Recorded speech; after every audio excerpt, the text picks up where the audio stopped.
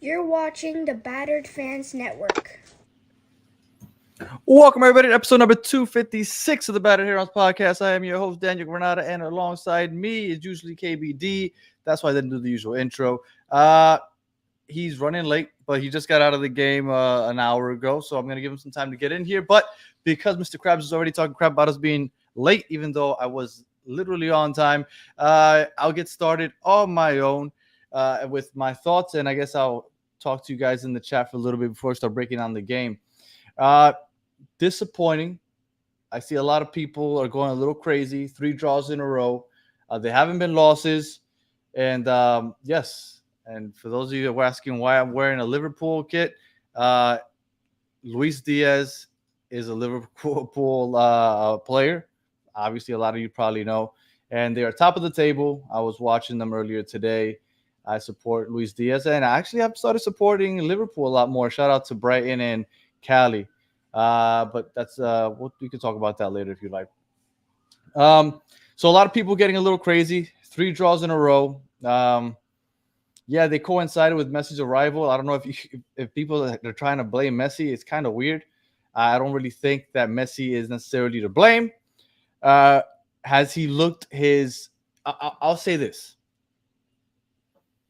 Messi maybe hasn't looked his pre-injury Messi self, but the way he was playing that second half, I felt like that was a really positive sign. I felt like second half Messi was starting to get things going. It took him 3 games to really start looking good, but I thought he was moving better. He was taking shots from outside the box when he couldn't get it work inside the box because obviously it was congested. And I'm starting to feel really good about it. I felt really good with what I saw in the second half from Messi, and I really feel like if that game, obviously, if ands or buts are pointless, but if that second half is played in the first half, Messi dominates the second half, if that makes any sense. And as I finish that thought, I bring on Mr. KBD. How are you doing, sir? It was what a disaster. That game. Oh, there you go. I just literally just said it wasn't a disaster, and then you came in with the what that game is a disaster. That referee needs to be fired on the spot. The worst referee I've ever seen in refereeing history. In history of any sort of middle refereeing and anything in life. Mediator, referee, he's awful. He needs to be fired, never employed. Terrible reviews for the rest of his life. I didn't think it was that bad. He should never have employment ever, anywhere. Messi agrees with you. Nowhere. Messi agrees with you.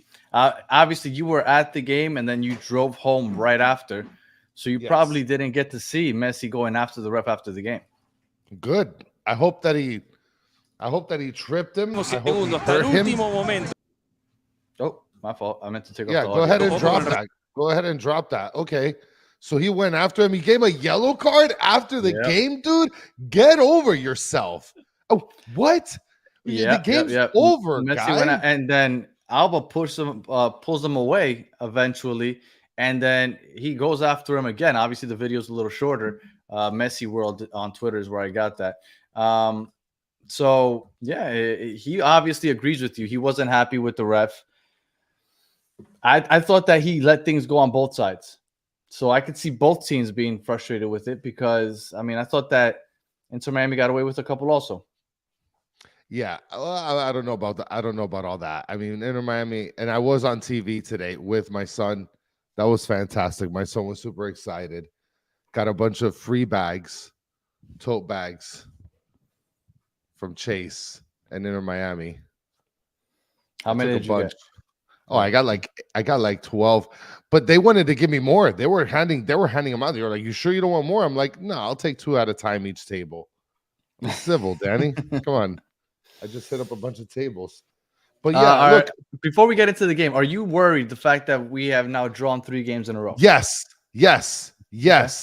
Okay. What, dude? Charlotte is the worst offensive team on the whole league. And how many goals did they score? 4 or 5 on us? They are the best defensive team, and they showed it. But we have Messi. Oh, and we scored because of him. Yes, and we also have Busquets, and we have Alba, and we have all these other slammers. And if Campana could kick with his right foot, then we might have had another goal. If Luis Suarez doesn't bleach his hair blonde and have it affect his brain, he maybe doesn't miss a sitter. Yeah. Like I first of all, I would have put it on Messi. For all the people that are putting it on Messi, I don't see, because it coincides with him returning. How many things did you steal today? Well, I didn't steal this. They gave this to me. This is like a big ass water coffee mug deal. If you have a Chase account, then you can get one of these. Oh, there's bags in here too, because I hid them in there so people don't see I had so many bags. I'm bad. Jeez. So I understand that. Okay, and then real quick, Tank said Messi missed some chances. Yes, Messi again in the first half, he looked rusty. He had a couple chances that should have gone in, but don't blame Campana. Campana has been doing this all season long. So yes, I can blame Campana, and I will continue to blame Campana because Campana keeps choking consistently. It's really bad. So 100% I can blame Campana because he keeps doing it over and over again. Now Suarez, I blame big time also because he choked at the end of the game. But yes, I don't blame him as much because he has played better throughout the season. So you're allowed to have a shank here or there. But Campana, all the time. It is true. So look, I like Campana as a backup, but man, Jesus Christ, man. It's really rough. And Tank literally has no response. So he just gives me the rolling eye emojis because he knows it's true. He's been doing this literally all season long. It's been so annoying to watch him with opportunities. Put Robert Taylor in there. I don't know why Campana. Don't put Campana in anymore. Put Robert Taylor in there. So you've had it with Campana. Oh, that's it. I'm done with him. You're done with him completely. That's it. He got the record. Good for you. You have the most goals in team history. Celebrate it while you can, and please be gone. I am so sick of that guy. I no longer support Campana. I am so tired of him. Wow. I mean, and everybody kind of got what they wanted with the double striker deal when he came in. Came in at the 83rd minute, critical time. Robert Taylor would have done more. And look, and we're going to get into the game, and I know we usually go in order, but real quick. Charlotte said, have the wings. Work the wings. We don't care. We're not going to defend out there. We're going to congest the box. You could not get in that box. I'm sorry. I don't know if anybody else thought it, but they had like 10 Yannick Brights out there. They would get a foot, a shoulder, a head on everything. Like they were just like, I could see why they're the best defensive team in the league. 100%, I can see it. But when you can't get inside the box, then start taking shots from outside the box like Messi was doing. Or Rojas. And Rojas also. And that one almost went slightly to the right. Like, if you can't get in the box, F it. Take the shot. You're not going to make the shot if you don't take it. I want to mention something here. Rohan is saying we choked the MLS most points record. We haven't yet. Who cares? We haven't yet about that record. That's not, no, that's something. If we win the last, no, who cares? That's something I was pretty excited about, Danny. Why? Before we got close to it, everybody's like, oh, who has the record? Let's look it up. Because nobody cares about that record. You forget who has that record because it's not a big deal. Let's win the Supporter Shield. That's what matters. I don't give a crap about that record. So, all right. So you don't care about the record. You just want the Supporter Shield. You don't think today is a big deal? No, at all. Wow. At all. Why? I mean, why? Okay. We played against the best defensive team in the league. It showed. On. Chat, big deal. Yes or no? Big deal. Yes or no? Mr. Facts hitting us with the facts. You only remember the cup. You can give a crap how many points you had. Is today's tie a big deal? Yes or no? Mez thinks it is. I haven't had a chance to do the math, and I think we're going out of order in this episode, but that's fine. Whatever. We're all over but the place. It's fine. I even showed up with the Liverpool kit. It's like it's all over the place. So, I haven't had a chance to break down the math. Okay, so just strictly based off of points, if we win on Wednesday, I think at that point we're at 68 points. If we win on Wednesday, we win the Supporter Shield. Because at that point, we would have 68, and Columbus would still have 3 games to go, and they could end up with 68 also. So there's still a goal differential there that we still might not win. Okay, so even if we win on Wednesday, we're not a lock to get it. LA Galaxy has 3 games left. Yeah, no, the most that they can get is 67 points. So if we win on Wednesday, automatically the only team that can catch us is Columbus, and the most that they could do is tie, and then they could possibly do it off of a goal differential, because I believe that's the first tiebreaker. So even if we win, yeah, I know, but then they would have 3 after we play them. Yeah. So even if we win on Wednesday, we technically don't win it, but at that point, all we need is a draw in one of the last 2 games, and we win. So if we win on Wednesday, we're in good shape. And I just literally clicked away from the chat for a second, and there's 50 new messages, so I can't even keep up with everything right now. Everybody is I don't know if you were able to keep up with if everybody thinks. And not really. Yes, I ended up yes. going to another screen. Yes, Danny wants to start at the 100%. I'll take both, but the stars are on. But what I do want to mention, a game like today, when you play a really good defense, we saw it against Nashville in the Leagues Cup final. When everybody's like, it's MLS Cup or bust. And I'm with you guys. I feel like it's a failure of a season if you don't win. But when you have a playoff system and it's win or go home, it's very hard to win it, because all you need is one game where you play poorly and the other team defends well, one counterattack, and then they just defend and they can eliminate you. So we're not necessarily a shoo-in. Everybody's like, we should win the cup. And I agree. We do have the team to win it. But it's not easy. Like, you can have a bad game, especially against a good defensive team. I mean, look, you could tell that they're just amazing on defense. And their only goal was literally a deflection. Yeah. Where where essentially, what's his face, Schroederski was at the right place at the right time. And I hated his celebration. To be honest, I wanted to throw my smart water bottle at that guy. I hate that guy. I really don't like that guy. Toniak says a win on Wednesday seals it.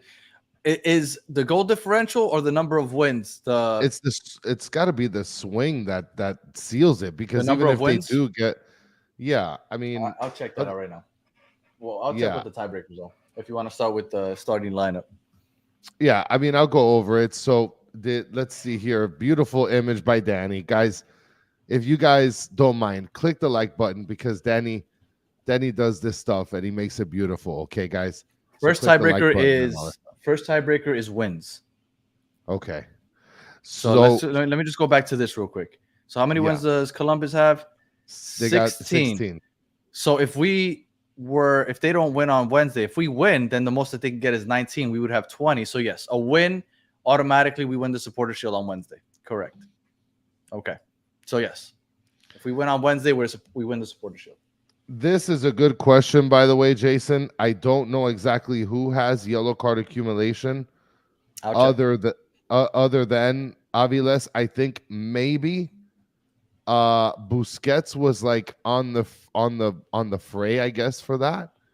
He didn't get one today, did he? But he didn't get one. No.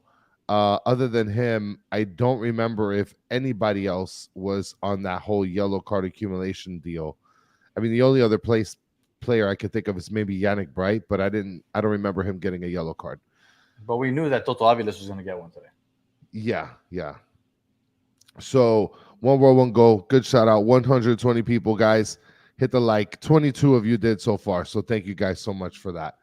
All right. So here's the starting 11. We got at the top Gomez, Suarez, and Messi. We got Redondo, Bright, and Gressel filling out the midfield. And then Alba left back, Weigand right back, Busquets and Aviles at center back. And then you have Calendar in between the pipes. Now, only this starting lineup is out next game. Sorry. Yeah, I mean, of course, that's a guarantee. That's a guarantee.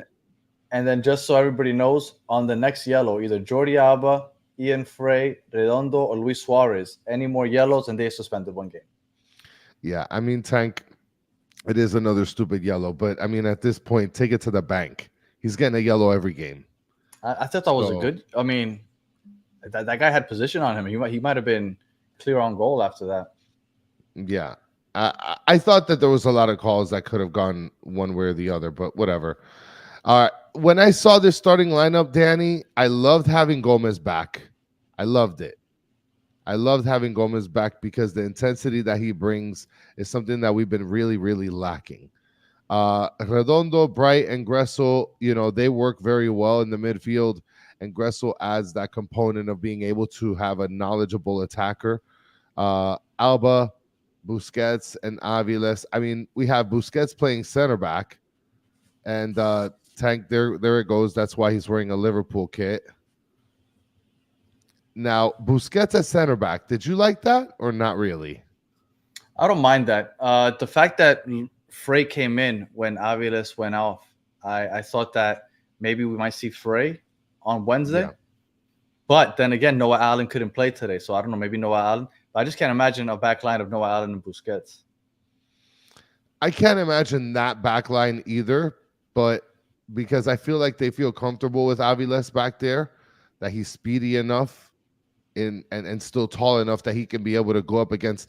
I mean, look, Charlotte has, what's his name? Aubameyang, or what's his name? No, not Aubameyang. No, Jeez. I forgot his name. His name escapes me. I don't know how to pronounce that. Yeah, I forgot. Yeah, Ajimang. He comes in and he's an aggressive attacker, and he's got height. So that's why I feel like it was good having Busquets and Aviles back there when he did get into the game. I like this lineup. I thought this was a pretty fair lineup to put together. Surprised Matias Rojas didn't start, but I get it. There's really no space for him. Mm-hmm. And Jason L's Ajiman. I didn't see any space for Rojas to start, but I like the starting line. Okay. There you go. I don't like it. I don't like Gomez out at left wing. I've never liked it. I prefer Robert Taylor out there or Matias Rojas. I'd rather have Matias Rojas out at left wing and put Gomez in the midfield. Gomez plays there anyway. When he plays left wing, if you see his heat map, like, it's always right there in the middle. It's completely white up on the top left. Like, yeah. He doesn't go there. Like, he's not playing wing. They're basically playing 4-4-2 when Gomez is playing left wing. So it's more of a 4-4-2 than a 4-3-3. Gomez plays in the middle, and then he kind of like floats off to the center of the pitch, whether he has the ball or not. So I'd rather have Gomez in the middle. You could take Gressel out and then put Matias Rojas up top. That I don't mind. If you put Gomez in for Gressel and then Rojas. And then put Matias Rojas up there. Yeah, and then you have a box-to-box. Then you have a box. Look, Redondo, I thought, had a really good game today. If you have Redondo and Gomez, which are true box-to-box midfielders, they can contribute on the offense, even though Gomez, when he gets inside that box, is a little bit of a clumsy, I guess. Like, he's not necessarily the most clinical of finishers. But Gomez and Redondo, I think, contribute a lot to the offense, but they also track back to defend. I would love Gomez and Redondo to stay in the midfield, leave Bright there as a CDM, and I think that that's the perfect midfield for this team. And then Matias Rojas, Suarez, and Messi up top, with Alba pushing up and overlapping runs with Matias Rojas. I think that to me would be my favorite 11. Hey, Mez is saying here, put Messi as a midfielder. Messi's positionless. Yeah, he is kind of positionless because that's why Gressel feels like he can be able to move up more, because Weigand doesn't move as much up as Gressel. So I feel like since Messi is positionless, that leaves a little bit more flexibility on the right side. And we all know that Alba is on the left, and he's always running and gunning at the end. So Mes says to put him in the midfield, but I think that's why people are criticizing so much. Like, oh, why is everybody looking for Messi? Well, because Messi's technically the number 10. Like, I know he wears it on his kit, but he doesn't play the attacking midfield role that a lot of 10s play. But let me correct he does play that role. It's just that because you see him as the right winger, you don't really look at him in that way. But he's usually hovering above the box. And that's why he gets the ball. If it's coming in from the left side, it's going to find Messi when it works its way to the middle. If somebody's coming in from the right side, it's going to find Messi when it's works its way to the middle, because that's usually where he is. The offense works through Messi. I mean, Jason L is dropping bombs here too. Jordi Alba is actually so good. It's insane. And I agree. I want to mention something here because many people have been saying man of the match, that Charlotte has the best goalkeeper. Let me tell you something. The backup goalkeeper is better than this guy. This guy stopped a couple shots that, first of all, there were 2 or 3 shots that Messi didn't even like really try. He just kind of tapped it, hoped that he was going to dive to the other side. Look, this is when I said, okay, Messi's a little rusty. I'm going to put up an image right here. This is domination. I thought domination. This is 100% Messi's about to score. I at no point did I think that he wouldn't score right here. Now, I will give the defenders that they did recover well, and they put a body on him, and maybe he rushed the shot a little bit because he felt them. But, man, I was very, very surprised that he wasn't able to finish this. Put that image back up for a second. Put that image back up. Guys, if I tell you in this moment, Messi scores or doesn't score, 9 times out of 10, everybody is saying 10 times out of 10. They're saying Messi scores on this. And all he did was like a passing shot.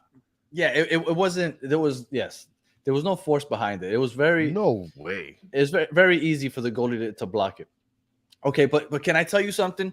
Right before you jumped on, I was saying that I felt very good from what I saw in the second half from Messi, because I thought Messi felt like, when I was watching, it felt like he was getting his groove back, right?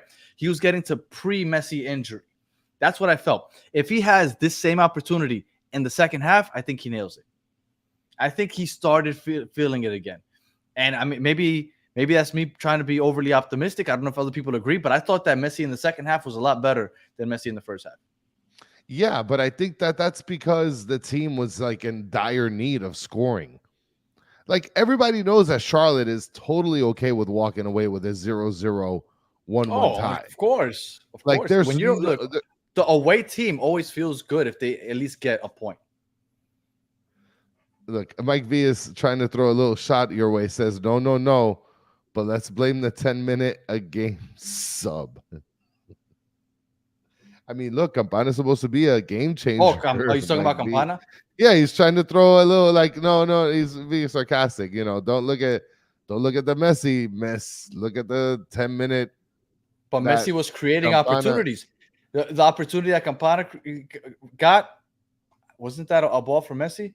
Maybe I'm wrong. I know the Suarez was a ball from Messi to Alba, back to Suarez. He missed that one. Messi was creating. Messi scored.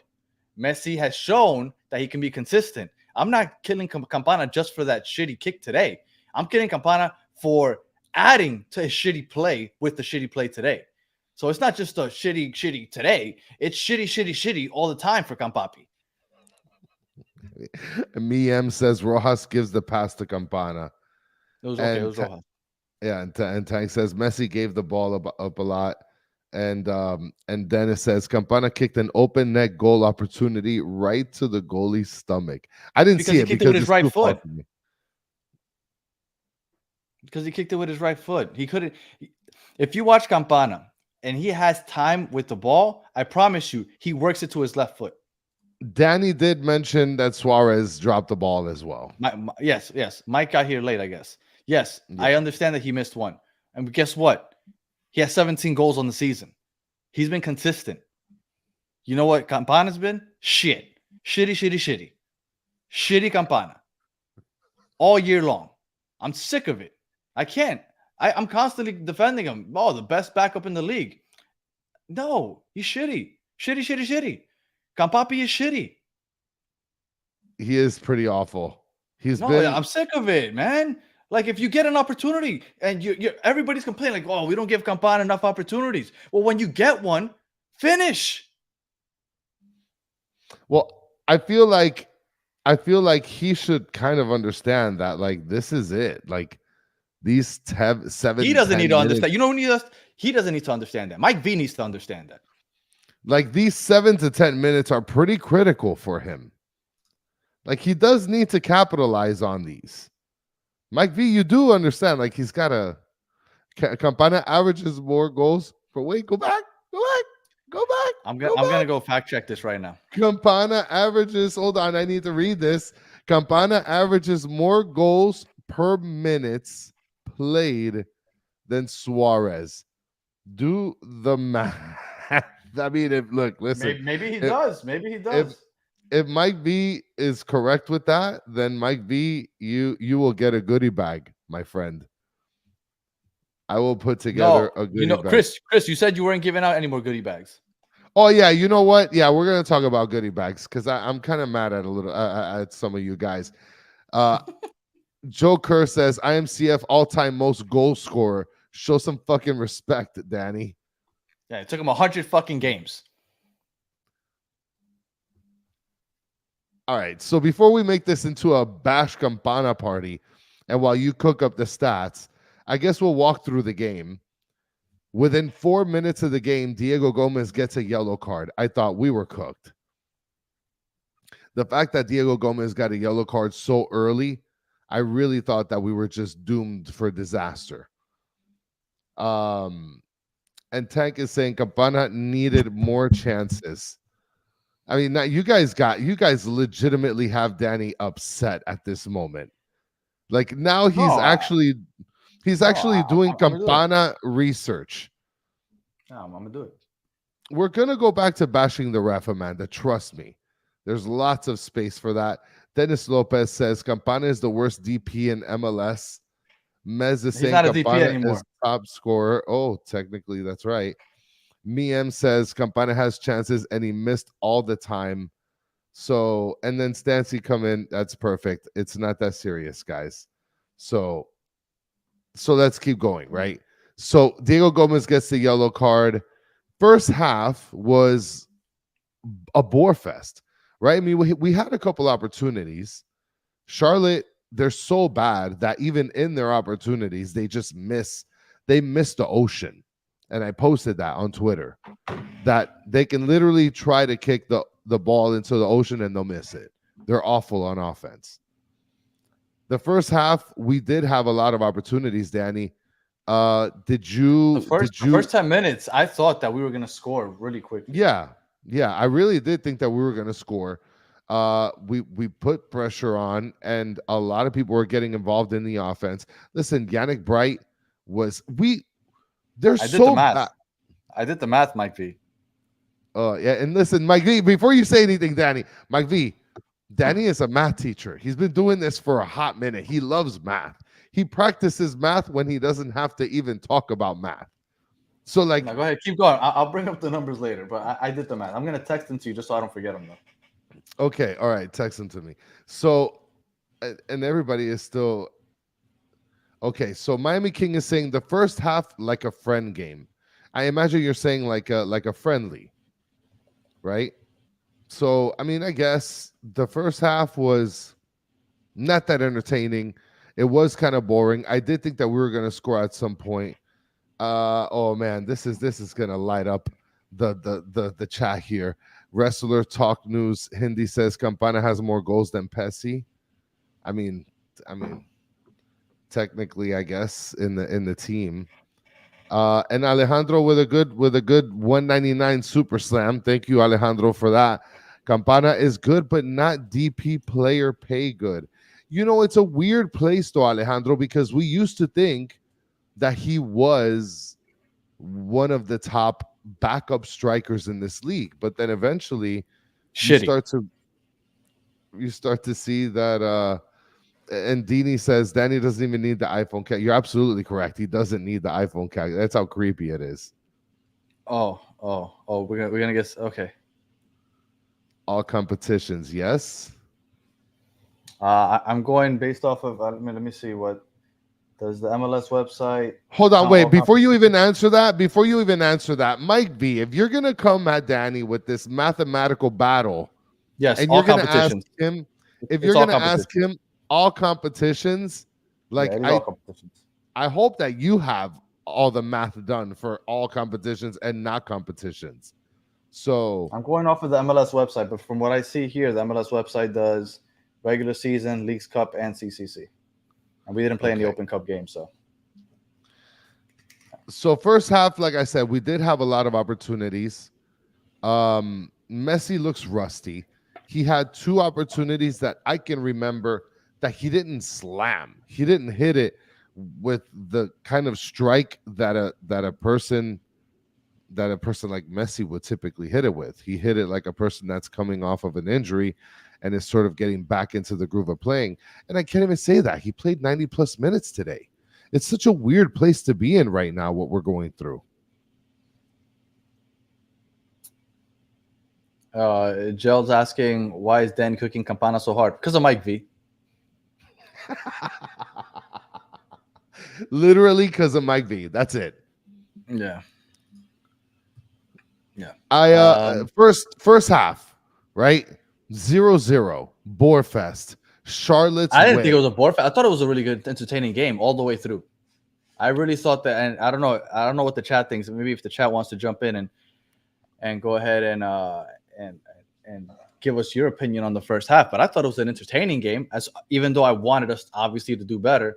But it was back and forth. The midfield was non-existent because when we pressed so high that Charlotte could get to our final third quickly, right? Yeah, they didn't do much because they aren't good, right? But so it was like the midfield was non-existent because we would allow them to get there just because we were pressing so high. They would constantly counter us, and then they were playing so far back that we would just get past the midfield, and then we'd just be attacking in our final third, trying to break their defense down. Where they were playing 10 behind the ball, so there wasn't a lot of midfield play today, and I thought it was really entertaining. I thought it was an entertaining game. Before I ask you what you thought about the second half, before we move to the second half, what you thought of the first. One World, One Goal mentions here, off topic, Danny, the Mas drink video was so funny by Football Miami TV. I did watch the Mas video by Football Miami TV, and I got to say, I am not a big fan of them throwing shade at yellow Gatorade. Yellow Gatorade is by far the best flavor Gatorade ever, other than Arctic Blitz. And if we you never like did red, one. I mean, we can. We talked No, about doing you poo-pooed on it so much, it's pointless. It's a waste of money. It's a waste. I mean, I have it in my house regardless because I buy them all the time. We did our first video on the Moss review. We did it when it first came out. Was it like back in June or May, whenever it was? And then I ended up liking it afterwards. So I wanted to do another one because I needed to give an honest review. But as you can see, I drink it all the time. You're awful. Yeah, it's disgusting. It's disgusting. So what did you think? What did you think of the first half? So you said you liked it. It was. I thought it was entertaining. I didn't like it as far as I was frustrated because I felt like we had a lot of opportunities and we didn't convert on them. But I thought it was entertaining. I thought it was entertaining just from the football aspect of just watching the teams go back and forth, trying to figure things out and break each other down. I thought it was entertaining. I mean, Mr. Krabs keeps trying to kill me with this Chris Plus drink. Yeah, I don't have a drink. Okay.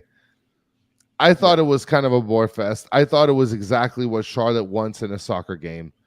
Second half, I'm like, these guys got to cook something up because there's no way we can be able to walk away with a 0-0 game.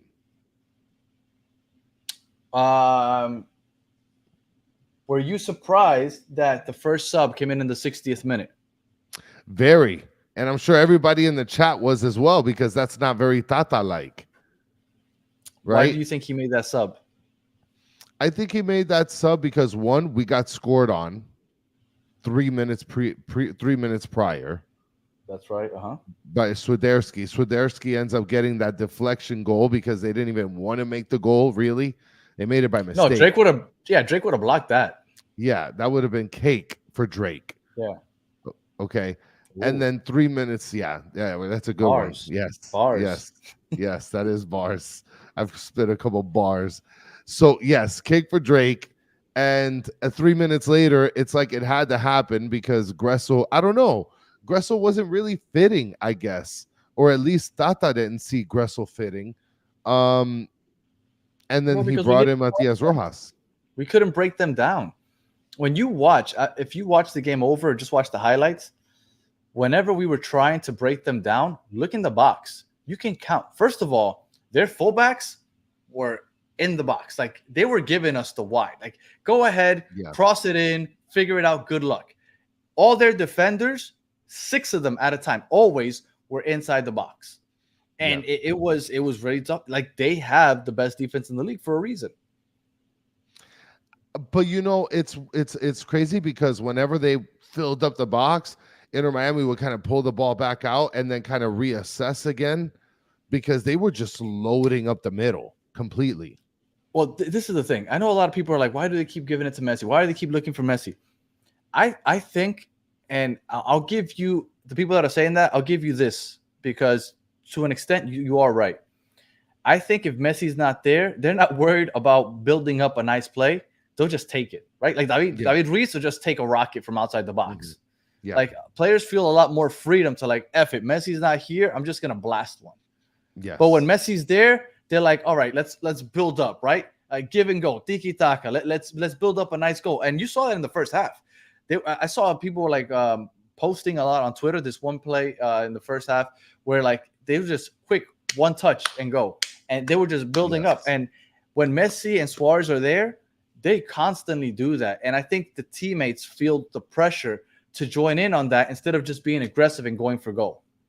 Well, the one thing that was really frustrating to me in the first half was they always did this play, and it happened one way or the other at least 6-7 times, where Suarez would sort of like pass it out to the outside to Alba, and Alba would do a low cross in the middle, and everybody knows that the recipient is going to be either Suarez or Messi. So they do that low cross into the middle where it's kind of guiding itself to the top of the box. Yeah, and but every it single never time, found anybody. Charlotte clogged that up. They said this is not happening today. You had to take shots from outside the box to get them to come out a little bit, because that's it. Like they had that box congested with 6 defenders at all times, and we had nowhere to go. Like, and everybody's like, "Oh, Messi's doing like shit. Messi." The Philly game, he played well. Okay, people say that he didn't play well, but he just got 2 goals and an assist, but he didn't play well. Whatever, okay. Then he played 30 minutes against Atlanta. That's fine. Then he played that weird game against NYCFC, and then he played against what I think is the best defense in the league, but statistically it's the best second, the second best defense. Second best, yes. Okay, so not easy to just put up the numbers and look great. And on Wednesday, he's playing what is statistically the best defense in the league in Columbus. Another game that will not be easy.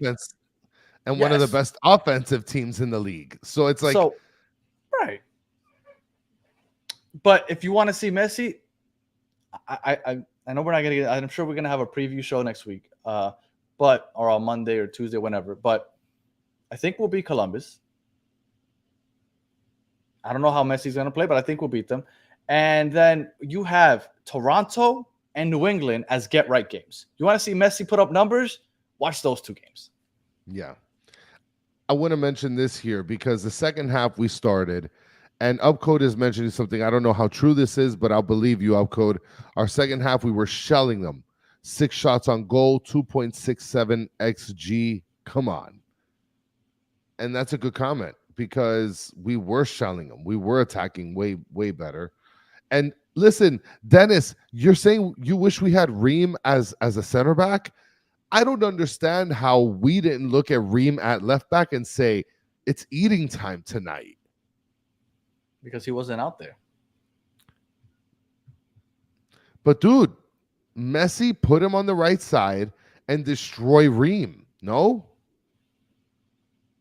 I mean, he'd have to work up that touchline, I guess, but yeah, I'm trying to see if I can figure this out. Vice City Lucas asking if there's any way we can find out if we could bet our life savings on Toto getting a card every single game. Absolutely. Well, I think us and everybody in the chat all said on Thursday when we had the preview show, he's going to get a yellow card. He's not playing the Columbus game.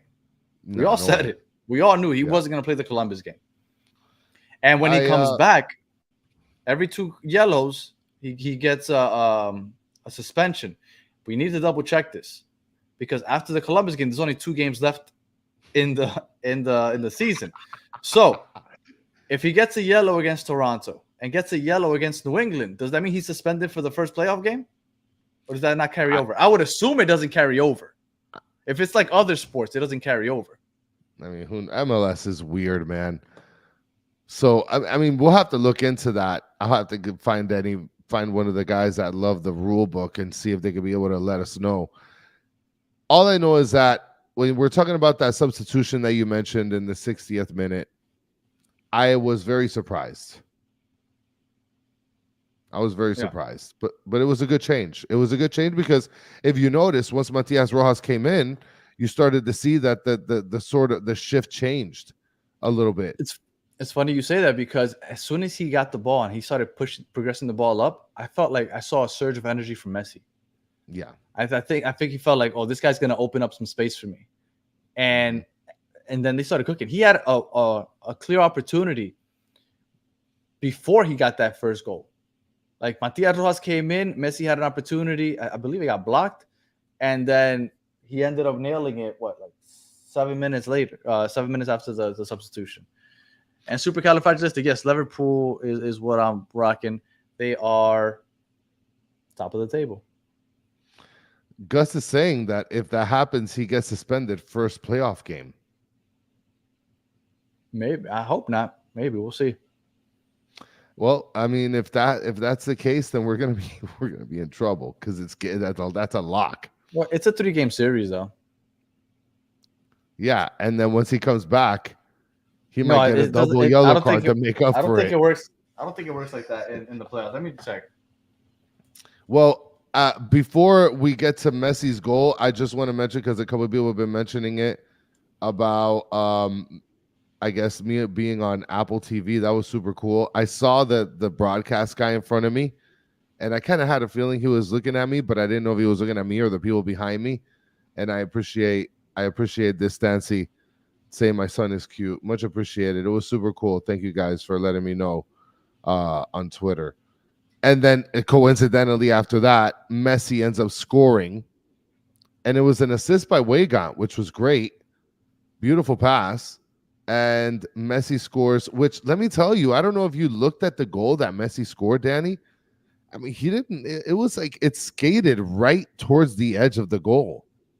So it was a really well-placed strike, finally, in terms of, like, earlier in the game, his strikes were not really effective. And then we were able to tie the game there. Were you scared at that point? We score. Are you confident? When we score, I think that we have a chance to win, but I didn't feel confident just because of the way that they were playing defense. I knew it was going to be difficult to get another one. Yeah. But the later the game went on, the more I felt like Messi was figuring himself out. They were getting chances. Look at those 2 chances we had in the 94th, 95th minute. I felt like if that would have been the first half, in the second half, we would have scored a couple. I felt like Messi was finally starting to get it going. I'm telling you, I feel like that was a good sign. I feel really good about Wednesday. From what I saw from Messi in the second half, I feel really good going into Wednesday. Athar Akbar is asking, how do the playoffs work? Why do we have 3 games? How do they decide the third game, home or away?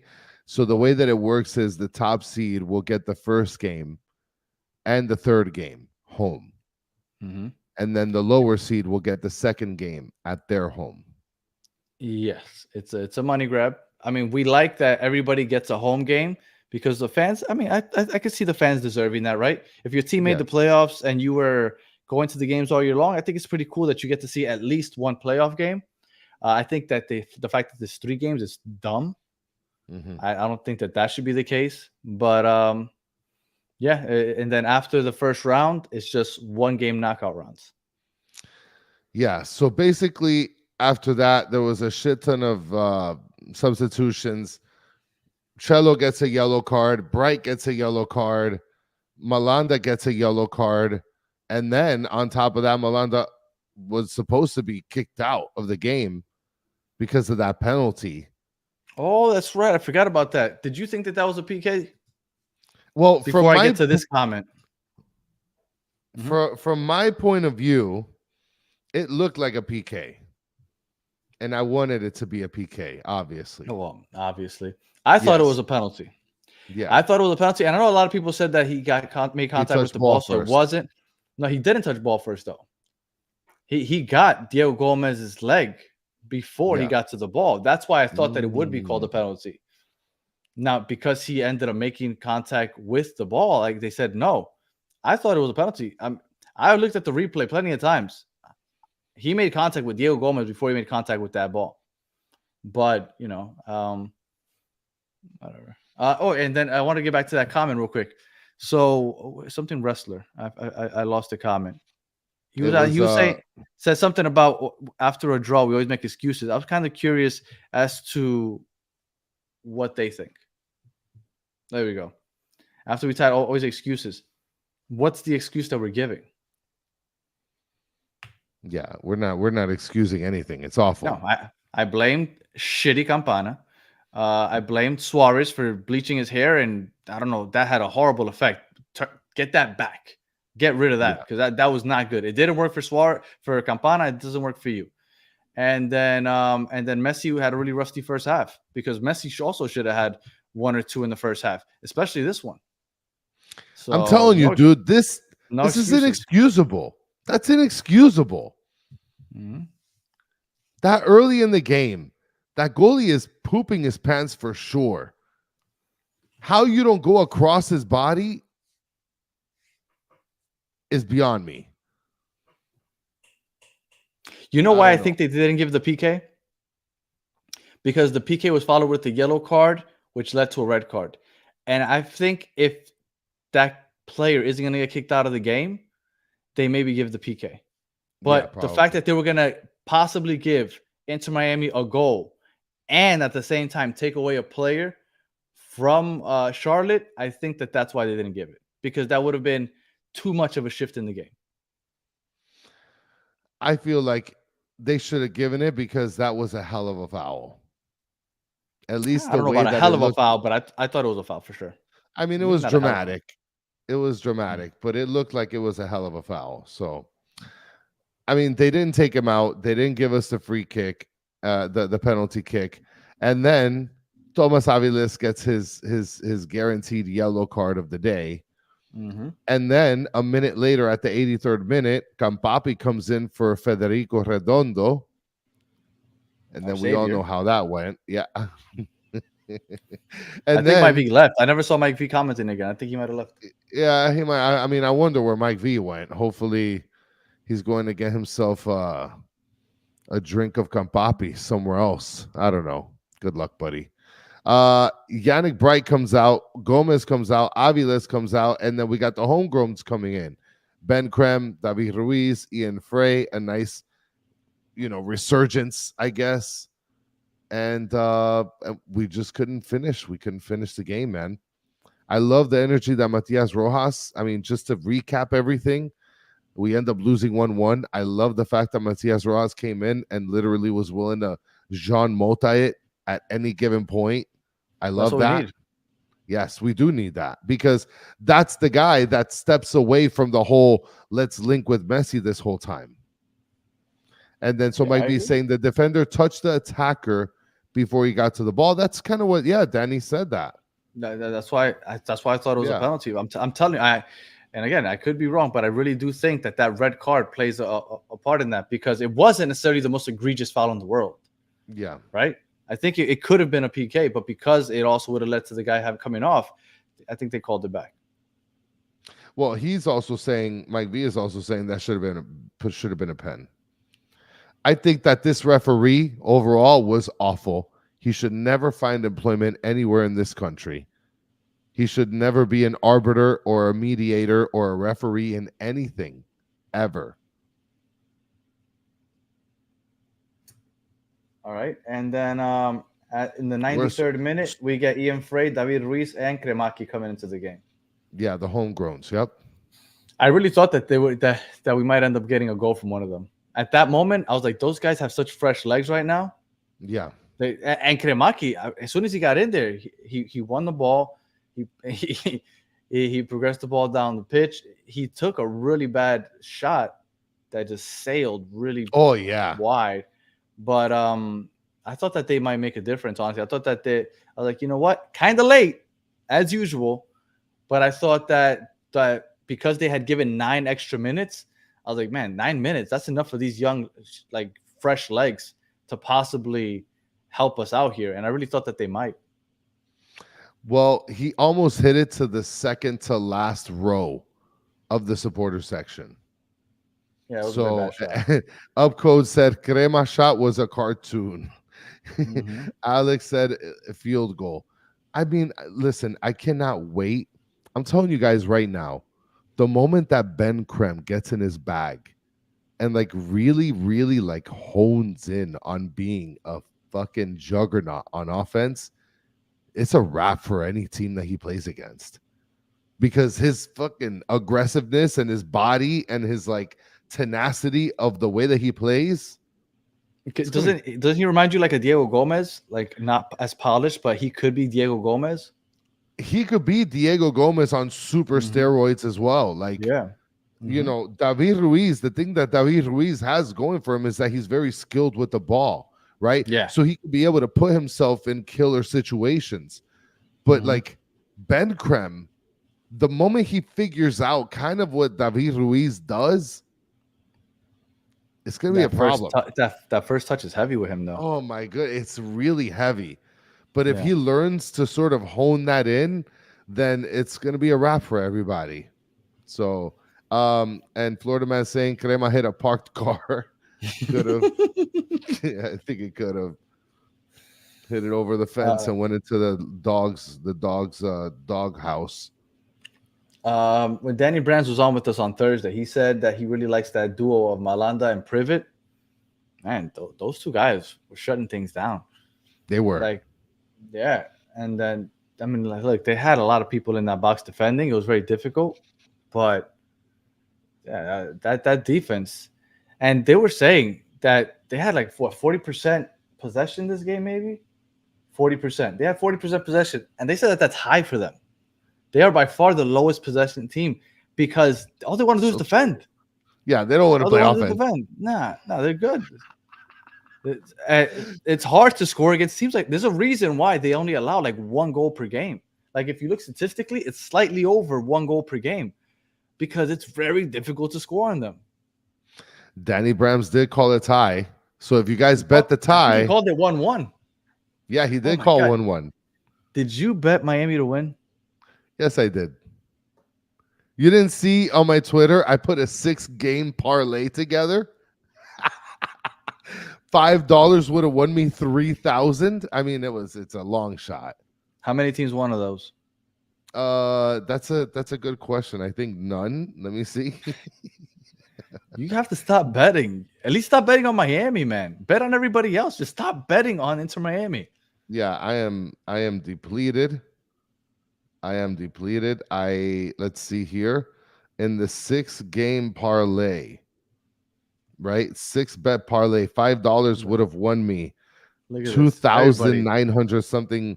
So Columbus, no, they flopped. I think they tied.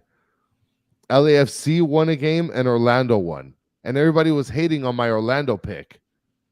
And LAFC was the biggest dogs. Look at that. You know who messed up my bets? Inter Miami. You know who messed Stop betting on them.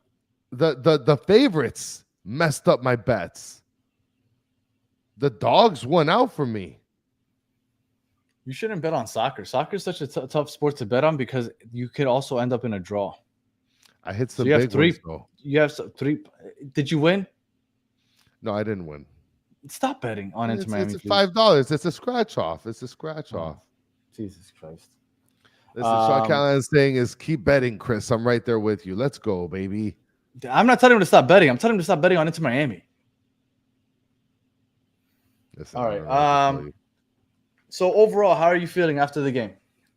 I told you I feel like crap, and I'm very scared, and I'm very nervous. Scared of what? Of what? I'm very scared. I'm very nervous. I don't like the way that we've been playing these last 3 games.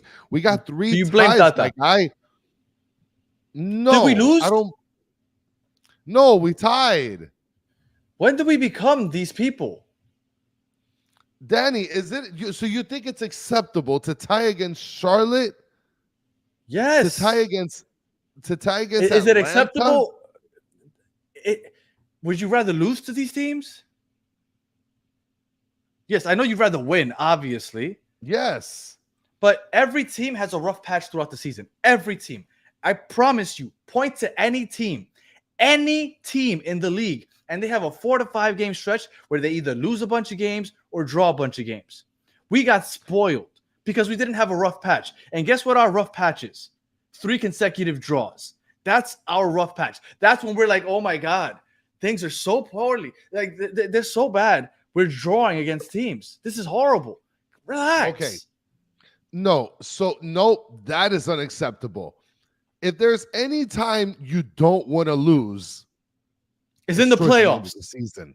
We're not losing. I mean, obviously, you just hit me with the worst response ever on the whole planet. You get a yellow card for that one. Okay. Do the playoffs start on Wednesday? No, Dad. Do they start next Saturday? But you're starting the trend early Saturday? Of being losers. Do they start the Saturday after that? No, they do not. Relax. So we're losers right now. We're technically not losers. Wow. I feel like a loser. Last 3 games, tie. You should feel, with your mentality, you should feel like a loser.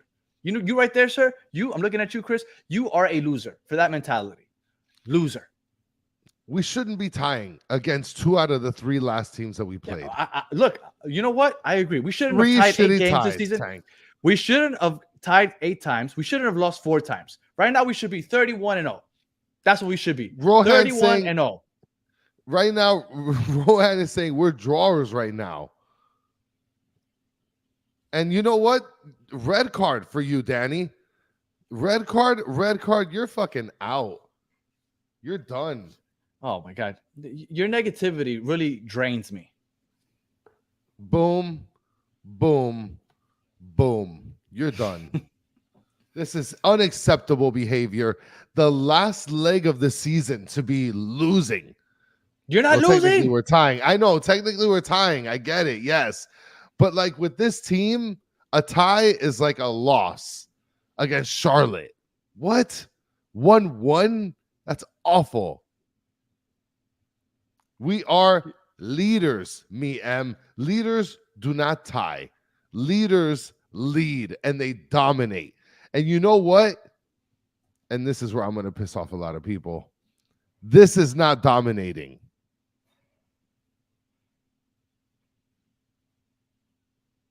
So yeah, Danny. Well, all right. Well, what team do you think would dominate Charlotte? What team would be like, you know what? This is what a really good team looks like. See, because that team didn't draw to Charlotte.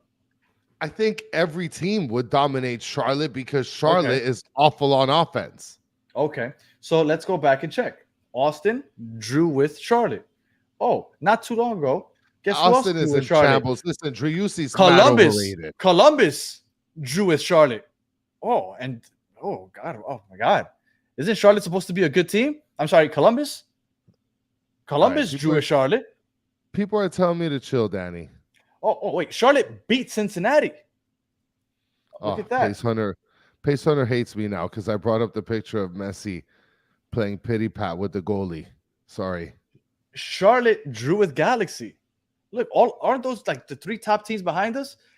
Galaxy, Columbus, Galaxy, Columbus, and Cincinnati. Columbus drew with Charlotte. Galaxy drew with Charlotte. Cincinnati lost to Charlotte. It's not that serious. And Peaches is saying, so fed up with this. Agree with Danny. Lack of realistic expectations, which explains the toxic, entitled fan base. Chris is the epitome of toxic. No, I'm not. That is unacceptable. Epitome of toxic. No, I'm not. Absolutely not. No. Look at that. 3 ties felt like losers. Okay.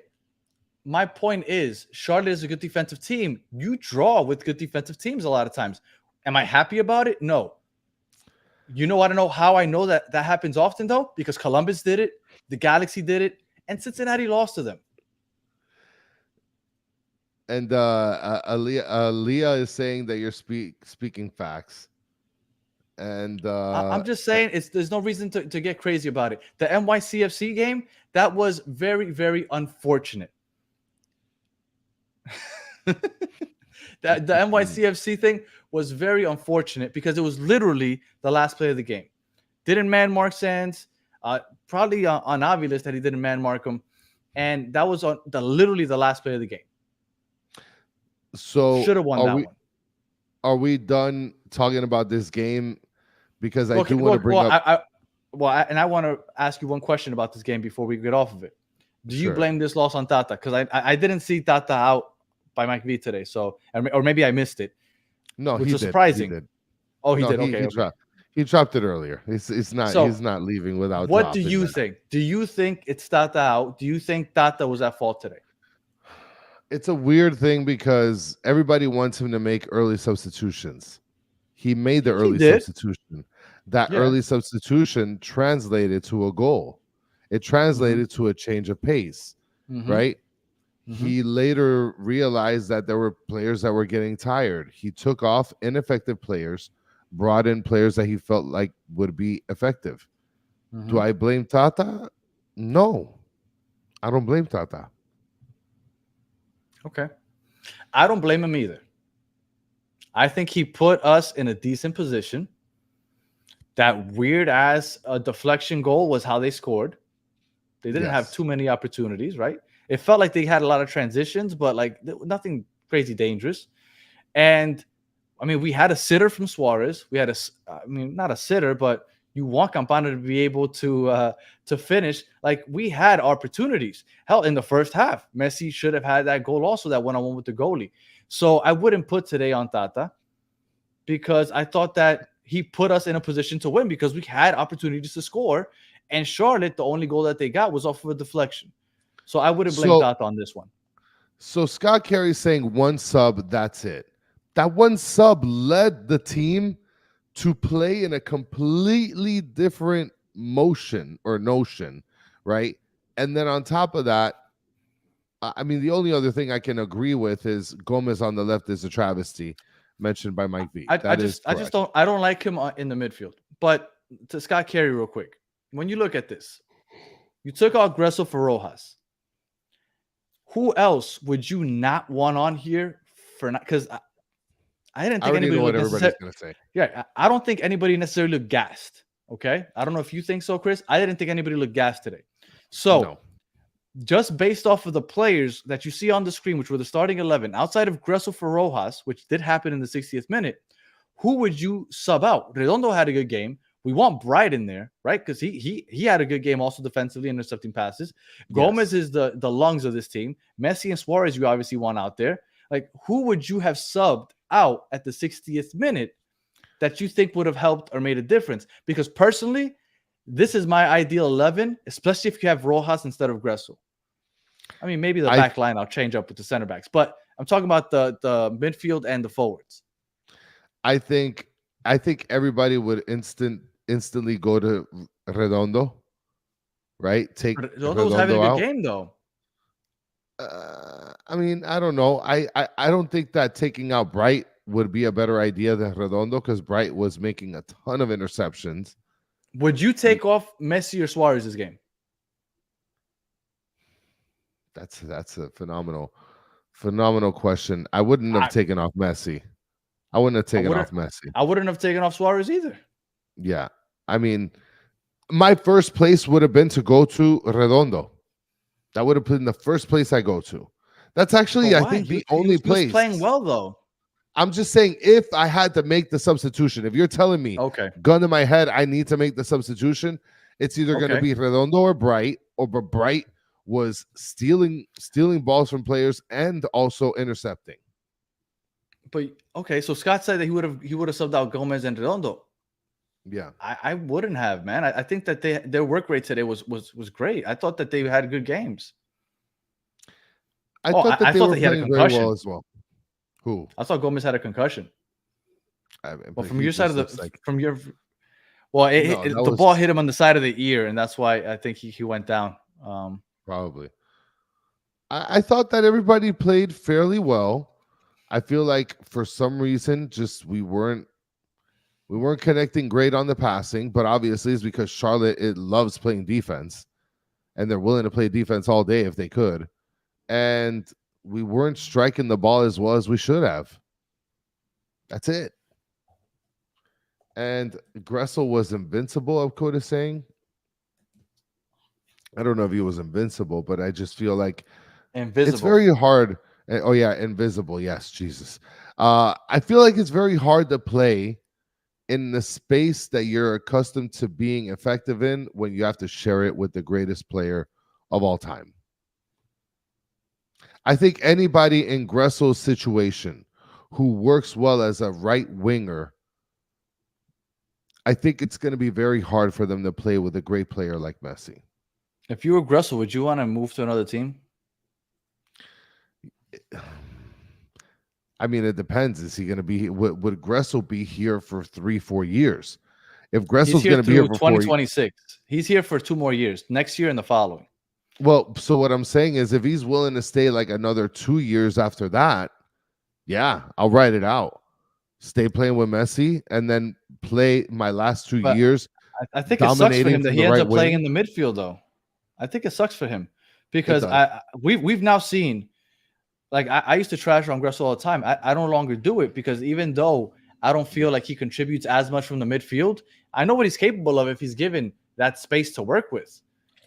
If I'm Gressel, I might be looking to go to another team where I can play in the attack a little more because I have more of an opportunity to contribute and I look better when I play out in that. So, I don't know. This is a good point that Sean says. Gressel only moves to MX or Europe. I don't think he moves to another MLS team now. Okay, I think maybe because he's bounced around. But he's a lifer, though. He's been in MLS all his career, his pro career. Well, I think. Oh, no. I'm sorry. I can't forget to bring up the numbers. Yes. So Campana's garbage. Mike V. He's shitty. He's shitty. I looked it up, and I looked up 2 things just for you, Mike. Okay. So, Mike, pay attention. So, Mike, Campana scoring every 169 minutes, which is almost every 2 games. All you Campana fans. Now, but that is after he scored 2 goals recently, right? Because all of a sudden he just randomly hit two goals. What was it? Is it Atlanta and I forgot what other game? So he just randomly ran across 2 goals. So every 169 minutes now that he had that nice little 2-game stretch where he broke the record and all that. Before that, those 2 games, he was scoring a goal every 215 minutes. Campana and MCFT. Yeah. So he had a cute little run, right? Which brought it from 215 minutes to 169 minutes. Good for him. Okay. Now, Luis Suarez is scoring every 100 minutes. So he's scoring almost every game that he plays. How the hell are you going to tell me that Campana is performing well or at par per minute than Suarez? Come on. And look, and that isn't, I don't think that's that bad. If you're scoring every 2 games, it isn't that bad. Obviously, the number that helped because of those 2 goals that he recently got. Mike V is saying that's also playing with the B team when all the call-ups happened. Suarez plays with all the starters. And then he says Suarez scores every 109. Every 101, actually. Every 101. Yeah. And Alex says, cook that. So, I think the only reason I took time is because he told me to do the math. So then I got curious. You don't want Danny to do the math. Trust me. So, but yeah, I want to make sure I didn't forget to do that. Oh, you came out on TV. Yes. I mentioned that earlier. Came on TV with my son. And, that's right. You did and then we scored. Yeah, and then we scored after that. So I was kind of like a good luck charm. Oh, okay. That was all I was actually you got the hockey assist. One of these. Yes, I did get the hockey assist. I was drinking one of these bad boys, Smart Water, and it was cool. It was nice. Now, I will tell you that the camera never finds us when I'm there. So, and for those of you that were asking, actually, my wife took a picture And I was going to show you because some people were like, oh, did you go to the game? No, I haven't gone to a game since my daughter was born. Well, actually, since my wife entered her 9th month of pregnancy, because then it just got difficult. So for those of you wondering if I go to the games anymore, I haven't gone to any, and I probably won't go until the playoffs probably start. But this is how I watch my games now. For those of you wondering, my wife took a picture. This is how I watch my games now. You guys are out there drinking and having a good time. I mean, I'm having a good time too. I'm not going to say that I'm not, but this is what watching games for me looks like now. So it's a beautiful thing. Yeah. So yeah, I haven't been going to the games because I got a watch party going on at the house. And let me tell you, Florida man, the smart water does work. It's actually the best bargain you can get. If you go buy that crap Dasani, it costs the same, and this one they give you a bigger bottle. And this is a great point. Wait, this is right here. This is a great point. Here, Estavo Paiva. I could say Endrick, aka Bobby, should start over Mbappe because he had more goals per minute in the first league La Liga match. That's nonsense. It is. Endrick came in and he played a couple of minutes. He got a goal and he took Mbappe's shot in that opener, but nobody was saying that he should start over Mbappe. So, and Mr. Krabs, no, it was actually breast milk in that bottle, not booze. But 89J Stuff says you're doing the right thing. Yeah, Dennis Lopez, daddy job comes first. For sure. I gave the tickets to my parents. It's the first time my dad ever gets to see Messi live. Yes, he was there, super jacked up. So I'm glad that he was able to go see Messi live. I was really hoping that he would score in that first half because that's when they're going to our side. So I thought it'd be really cool if he got to see that. Unfortunately, he didn't. But you know, I'm glad that he got to see Messi up close. And I probably won't be going to the next game either. But I'll be there once the playoffs start. Once the playoffs start, I'm not missing a game. So when do the playoffs start? Hopefully it's in November. So my daughter's already. It should be in November. It should be like the week after the last my daughter's game. A solid 2 months old. So the last game is October 19th. I don't know exactly when it starts, but it should be about a week after decision day. It starts October 26th. Oh no, that was last year. 2024. Yeah, 25th, 26th. Keep going. I'll find out for you right now. Yeah, it's gotta be 25th, 26th. Well, while you look for that, there's one thing I wanted to bring up, and that's this right here. Jason L says the free stuff today was better than the season ticket member gifts. They had socks, coolers. That's one thing that I didn't take a picture of. So as you guys know, they were giving out tote bags at the stadium, right? And then if you're like a Chase member, they gave you other cool gifts. Like, for example, if you weren't a Chase member and you played like this soccer game, if you scored a goal, they let you get a magnet or some other crap there. So I ended up getting a magnet, which I'm trying to locate here, and I'm not finding it, but whatever. So if you're a Chase card member, you get this, or you get a big bag or some socks, which Chase was running that giveaway, as far as I know. It wasn't necessarily the organization. I mean, it's in conjunction with the organization, right? Mm-hmm. But in reality, it's not Inter Miami, it's Chase. So that was really cool, and it is better than what some of the season ticket gifts are, which, by the way, have to pick mines because I think the last day is like the 1st or the 2nd. You also get this little crappy sticker, by the way, which is worthless. Well, I'll probably put it on my bottle. We'll see. We'll never get the license plates. You don't think we're ever gonna get it? Did you check the status on that? No, what's the point? No, I haven't. The wild card matches are going to be on October 23rd, and we'll be watching that because that's when we find out who we're playing in the first round. So whoever we play in the first round are going to be coming off of 3 or 4 days rest when they play us in that very first game at home. So that's a big advantage for us.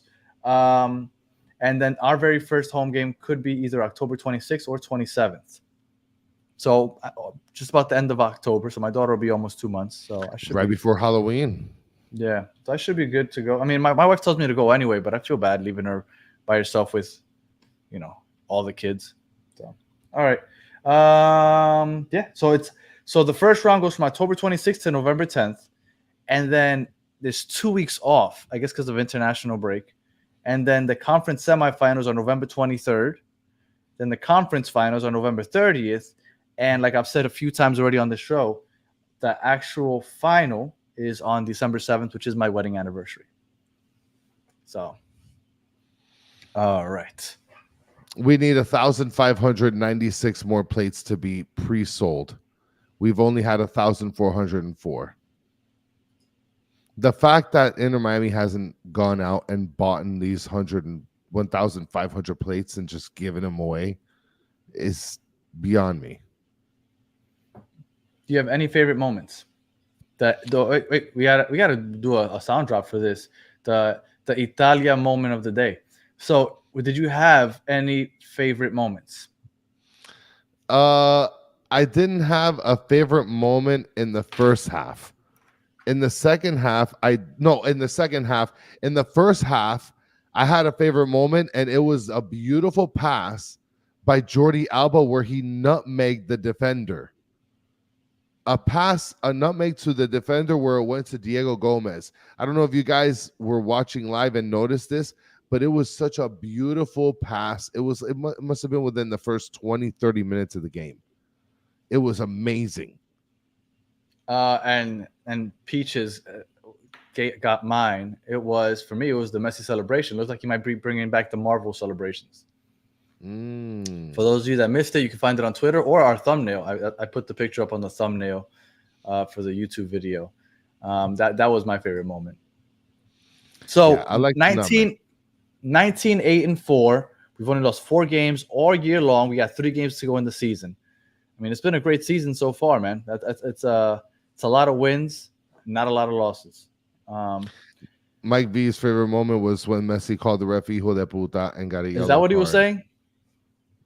Is that what he was saying? It seems like it. Let's take a look at the video. I'll bring it up again. I gotta search it off the sound though. And One World, One Goal says that unsung hero. But Mike V has the perfect viewpoint from where he's sitting. Because they were facing him. Yeah, they were facing Mike V, so of course. So all right. Yeah, I think that was Iron Man. And then he stuck his tongue out. And I was like, that's gonna be a GIF. Do you call them GIFs or GIFs? It's a GIF. Okay, yeah, me too. That's gonna be a GIF at some point. He's gonna be sticking out his tongue like that for sure. But spicy Messi at the end of the game started playing much better in the second half. Columbus, look out, because you're gonna get your fucking ass kicked. Dude, we couldn't even beat Charlotte, bro. We're gonna fucking kick their ass on Wednesday. I'm putting money on it. I tell you not to bet on it to Miami. I'm gonna bet big on Miami. I'm gonna bet big on Miami on Wednesday. You know what? Everybody's gonna say that we're gonna win, and then they're gonna be like, Danny can bet, but Chris can't bet. That's not fair. You know what? I'm gonna bet too, bitch. Then you're gonna cancel out my bet. Sorry, I'm very nervous. 100%. I am 100% confident we're gonna win on. We're not gonna draw. We're gonna win on Wednesday. It's a GIF, not GIF. Okay, it's a GIF. I'm okay. I've used it both ways. Doesn't matter. I mean, I spell it GIF, but I pronounce it GIF. I mean, all right, look, we're just wasting time here. All right, do you have any final words here? No, man. Today was a tie loss.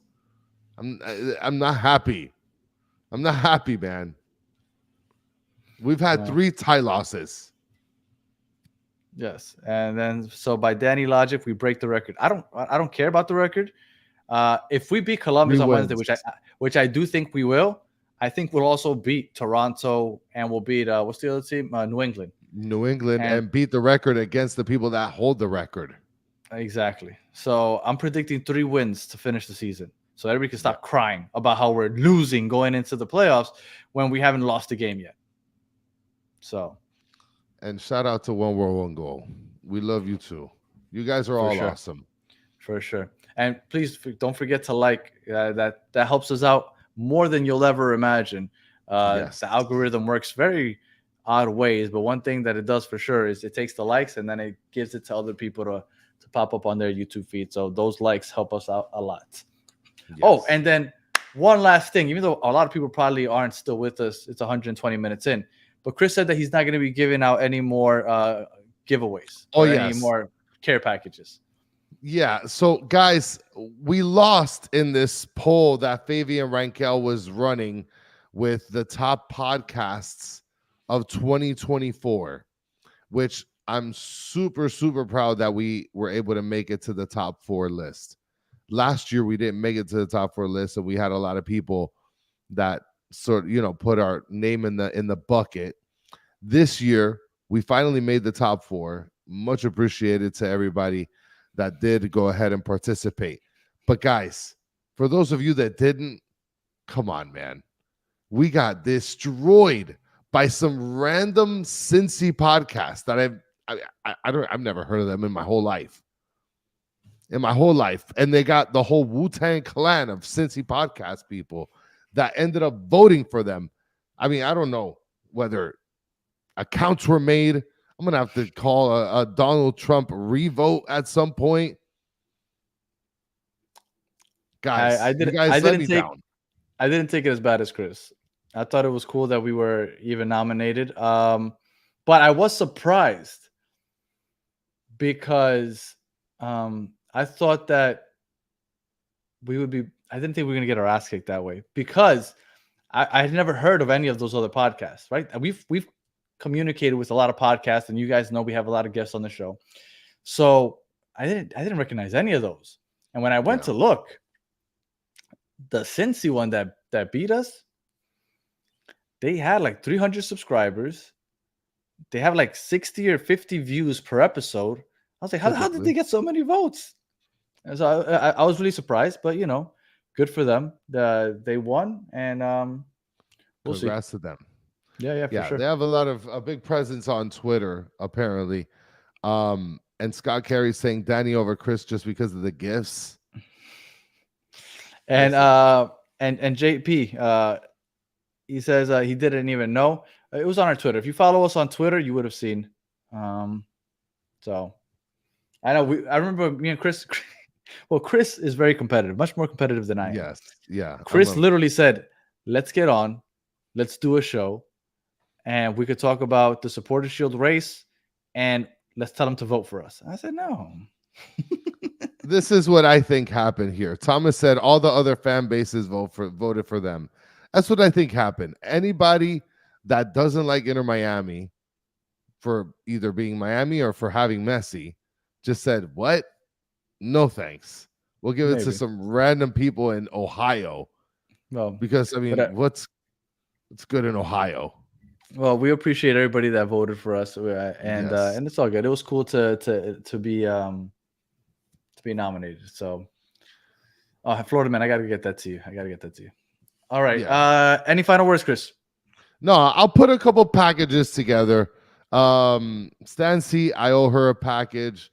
There's another person I owe a package to at some point. So, and Sarah Jane, that's something that I find very difficult. It took us about 1.5 years of doing this podcast to start saying, "Hey, please like the video," because we never used to say that. Yeah, we didn't like doing that. Yeah, we're just not good at it, but we're trying our best. Getting better at it, but we appreciate you guys when you like and share and tell other people about the pod because it helps us. And then I saw a lot of comments today asking about the Liverpool shirt. You cannot find this on batteredfans.com. You can't find Chris's shirt on batteredfans.com. If you see me, I'm either wearing a kit, which don't sell on this website, or a shirt that is available on the website. So visit batteredfans.com. And I'm trying to get into the EPL a lot more. I'm watching Luis Diaz every week, so I'm getting into Liverpool. So for those of you wondering, that is why I'm wearing the Liverpool kit. And yes, they have Mallorca sounds so much like his last name, Mojica. No, It's a Mojica that's playing left back for them. Anyway, all right, Chris, I think I asked you for your final words, so I'm going to wrap it up here. All right, if you are listening on audio, we appreciate you listening all the way to the end. Please leave us 5 stars, comment, review, all that good stuff. If you're watching on YouTube, thank you for watching all the way to the end. Please like, subscribe, share, tell your friends that we are doing an Inter Miami podcast. I don't even know why I added this to the part, so I'm just going to fly through this. And for those of you in the chat, as always, you guys are the best part of the show. We appreciate you hanging out with us for the last hour and 25 minutes, and we'll be back. And if anybody of you that hopefully are still watching all the way to the end that already liked the show, if you know how to work Twitch for us to stream or me kicking Chris's ass, give us some help, because we wanted to play each other in FIFA. We both got the new game, and we're like, how do we do this? Because we thought that would be fun to not just play with each other, but start talking shit to each other as we played and have some people join in on the fun. But we have no idea how to do that. So if anybody has any ideas, please leave us some comments or just contact us, because we thought that we would love that. The next show would be on Monday at 9 o'clock in English, and then we'll have a 10 o'clock show in Spanish. So until the next one, have a good one.